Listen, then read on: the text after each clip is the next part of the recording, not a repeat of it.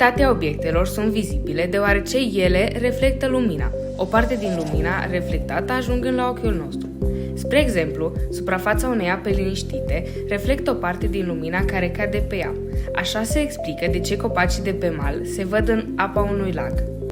Cu toate acestea, doar o mică parte din lumină este reflectată. Cea mai mare parte pătrunde în apă, modificându-și brusc direcția de propagare, adică se refractă.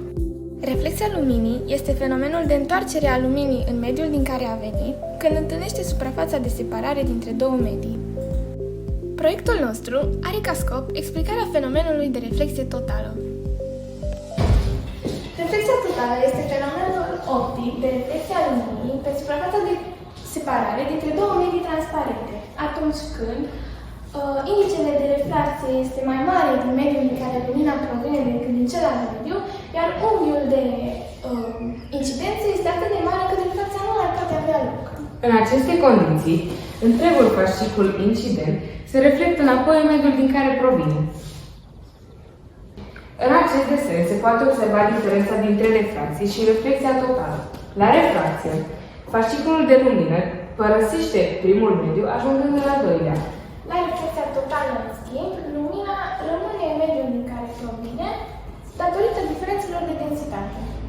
Succesiunea de reflexie totală este folosită pentru direcționarea luminii prin tuburi subțiri de sticlă, numite fibre optice, sau prin jetul de apă.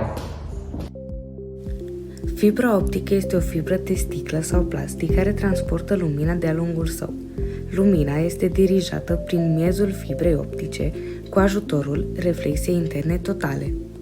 Fibra optică este folosită și în iluminat, ca ghid de lumină în aplicații medicale și nu numai.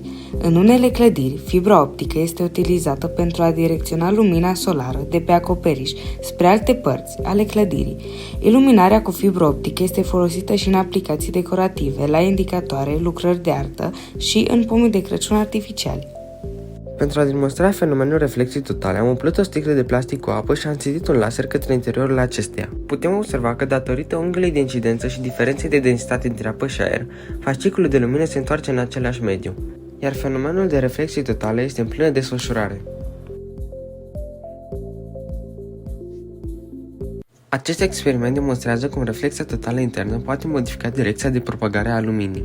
Fasciculul de lumină emanat de laser urmărește cursul curgerii apei din cauza reflexiilor totale repetate în interiorul jetului de apă.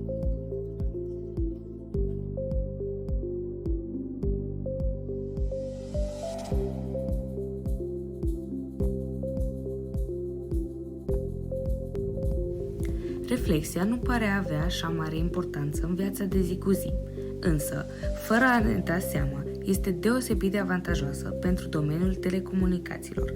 Un bun exemplu este firul de internet, adesea fiind alcătuit din fibre optice. Datele sunt transmise sub formă de semnale luminoase către destinație, unde sunt decodificate și utilizate de dispozitivul care le primește. Fenomenul Fata Morgana este o iluzie optică care apare atunci când straturile de aer cu temperaturi și densități diferite cauzează reflexia luminii, distorsionând imaginea obiectelor din depărtare. Acest fenomen este adesea observat pe suprafețele plane, precum suprafața șoselelor sau a apei. Cel mai probabil ați observat și voi că într-o zi toridă șoseaua poate părea a fi umedă în depărtare, iar când ne apropiem de aceasta, pare să înceapă a dispărea. De fapt, ceea ce vedem noi este un miraj. Imaginea cerului se reflectă pe șoseaua încălzită, ceea ce formează iluzia prezenței unei bălți. Imaginea începe să dispară când ne apropiem de ea din cauza creșterii unghiului de incidență dintre punctul nostru de vedere și cel al desfășurării ale iluziei.